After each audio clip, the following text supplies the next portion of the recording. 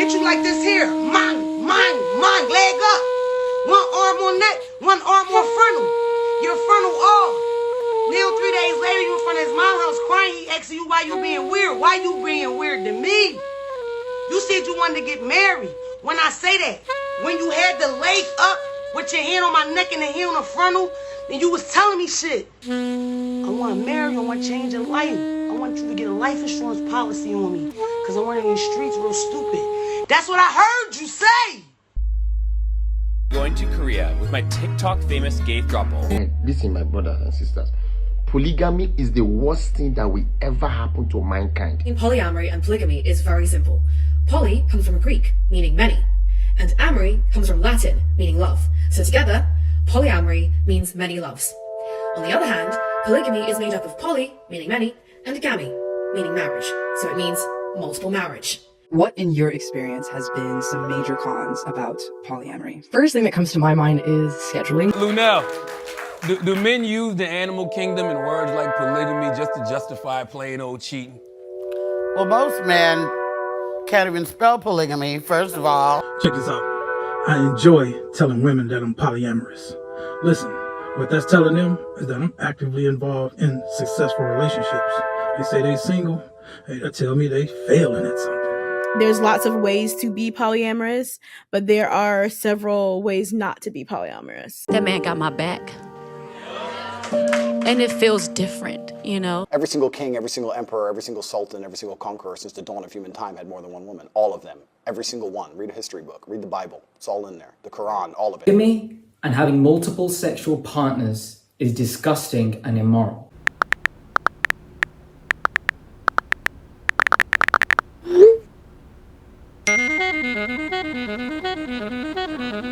And that was what my intention for this conversation was, to ask for help, right? In the sense of like, I don't know, like, I don't know much of anything about non-monogamy, right? But these are things that I'm interested in. These are questions that I do have. And, you know, that is why I have y'all here, right? To get some insight from you all. So I'm curious, like, was there anything that you all have to add, or anything that you all have learned on your own journey while navigating this practice of, you know, non-monogamy, openness, or even just like even questions that is like, hey, actually I have a question about this very specific thing about this.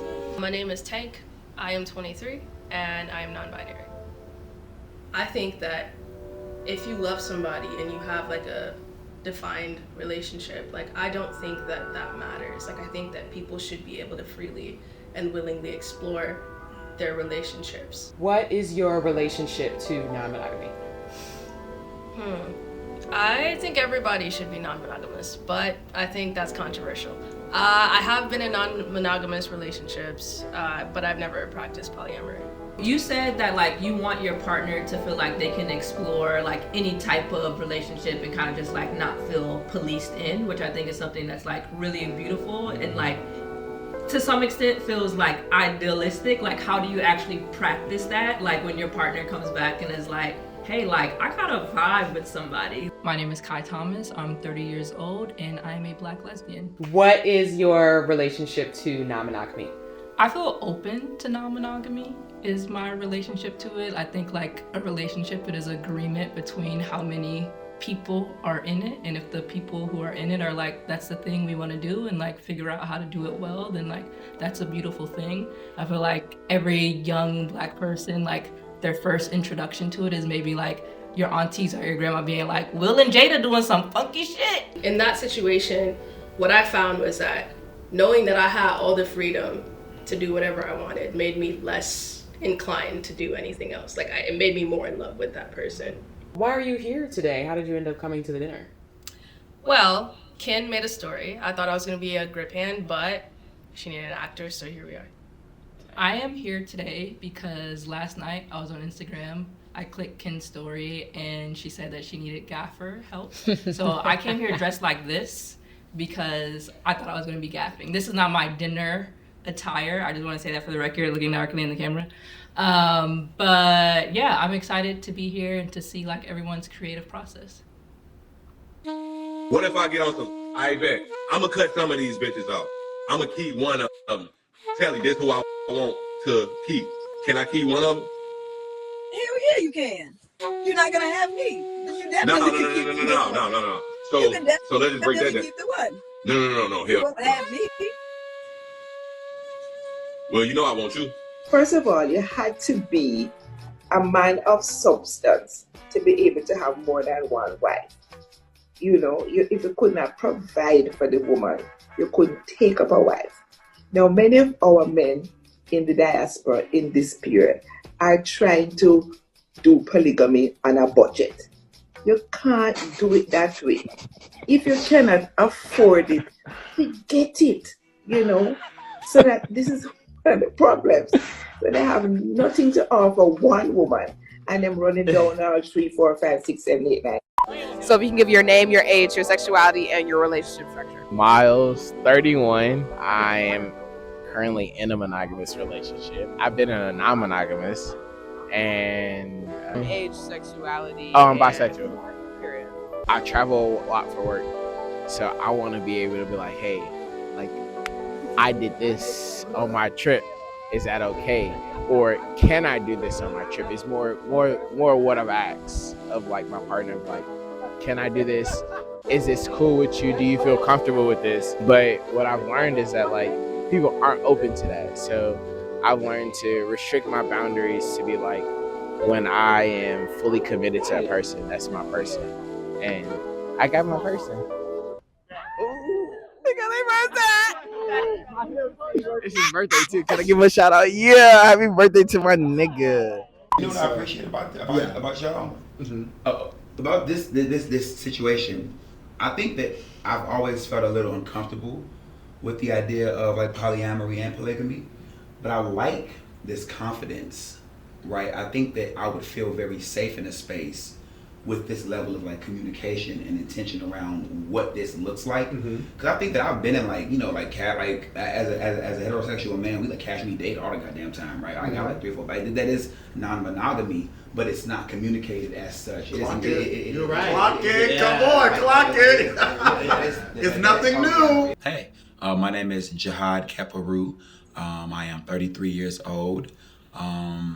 My sexuality is heterosexual, and my relationship with monogamy, non-monogamy, I think it's pretty fluid. I think it looks different at different times. It has looked different at different times based on who I was with and how honest they was being, you know, shit. We are in a very new paradigm of what love looks like. Love and romance, this is a very like 1900s to the present kind of thing. This whole idea of like romance just started, and I think it's also dying in this exact same century.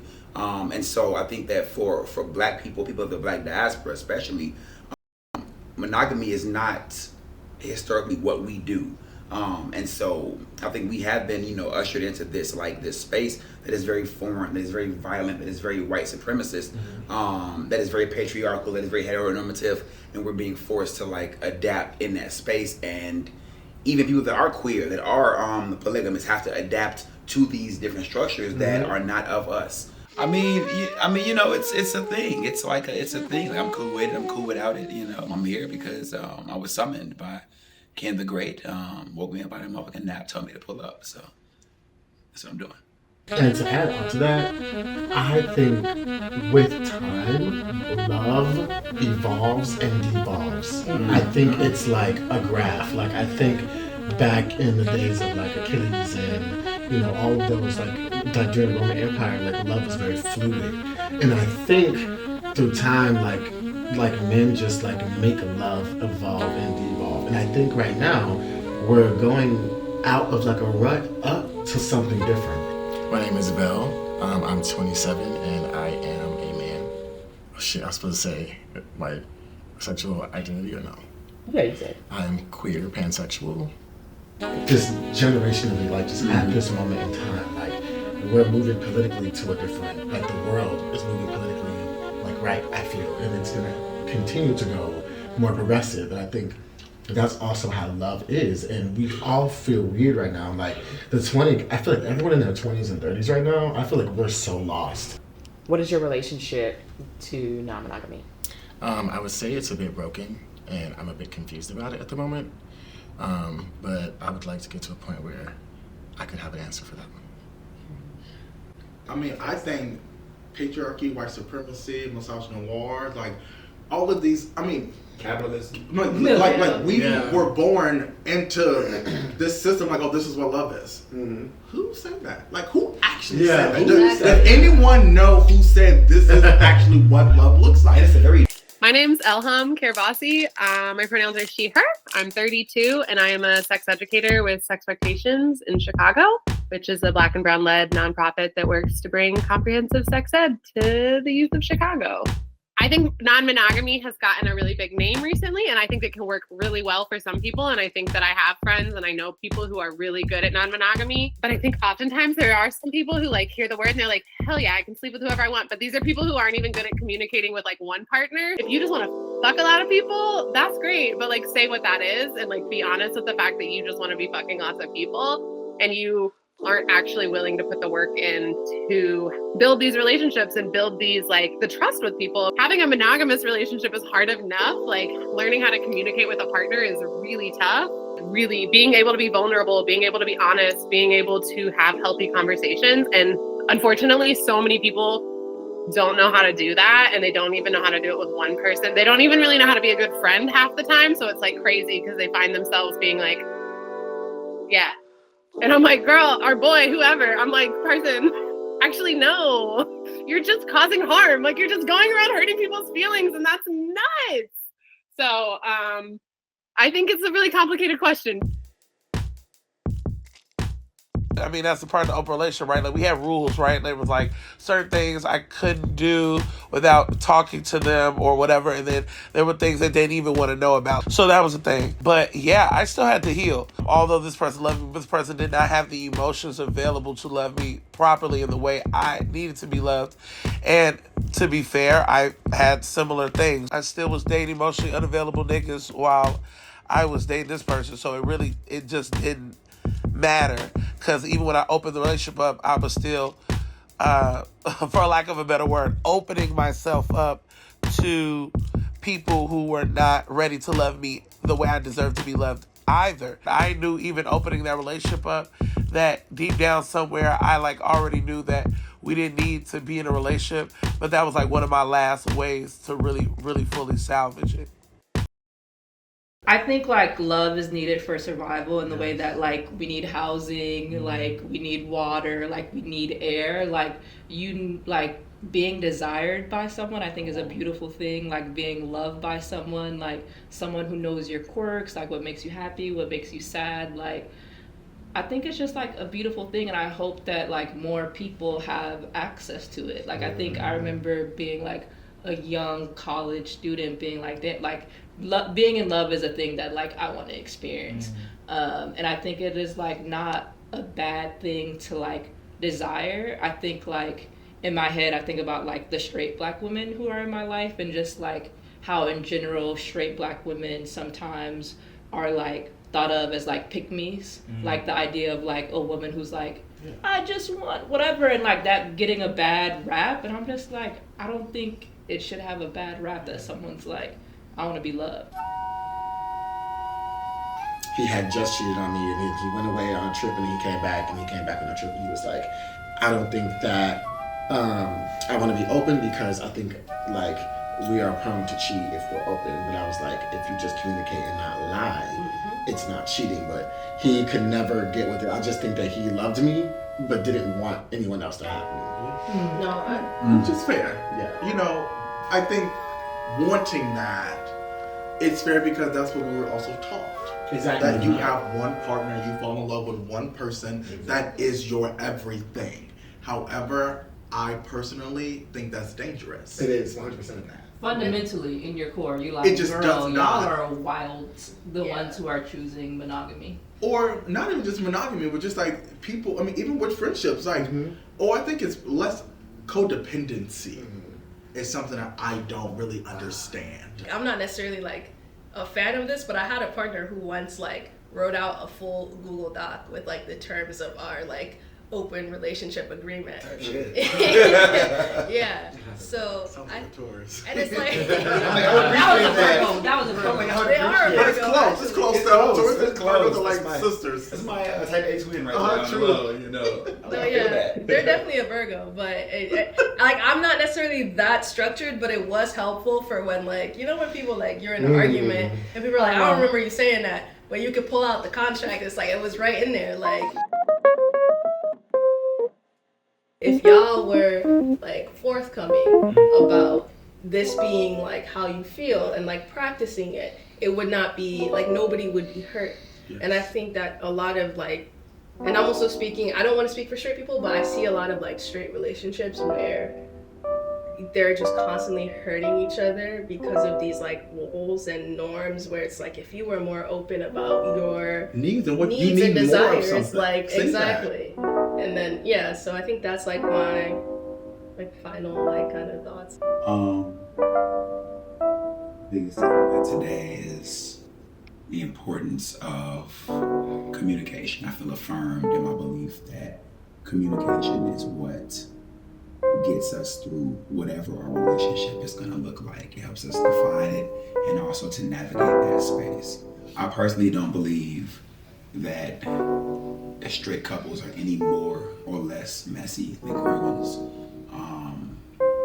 Even after today's conversation, I think we all fucked up in some different ways. But I do think that regardless of what space you are in, to communicate confidently, to have those hard conversations from a space of love is what helps us figure that out.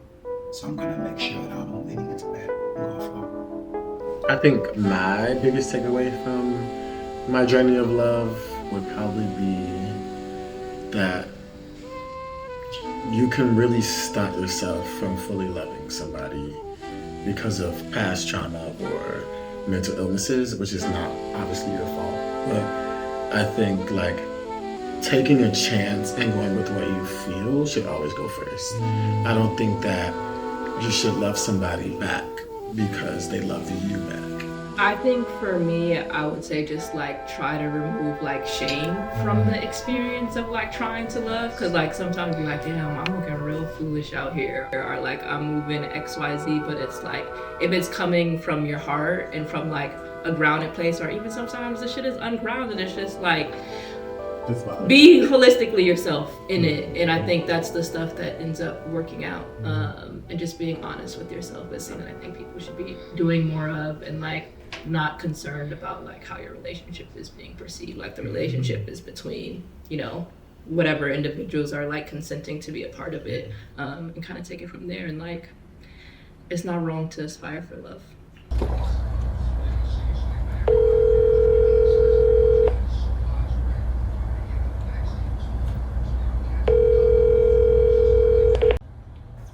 Hello. Beautiful granddaughter.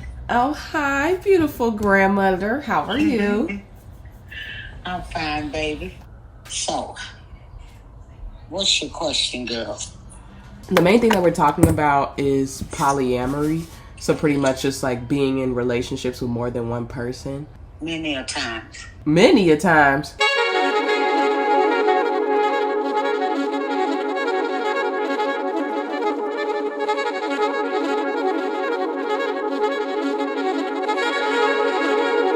I just feel like, grab your hand, non-monogamy is not just some ploy or game or skit for people to get laid. We listen, we don't judge. Ever.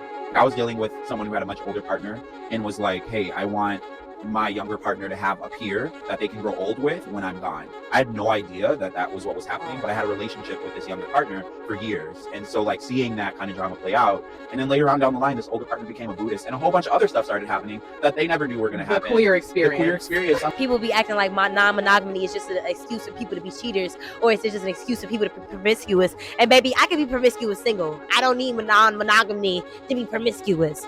At all. Thanks for not judging me. Ever. Okay.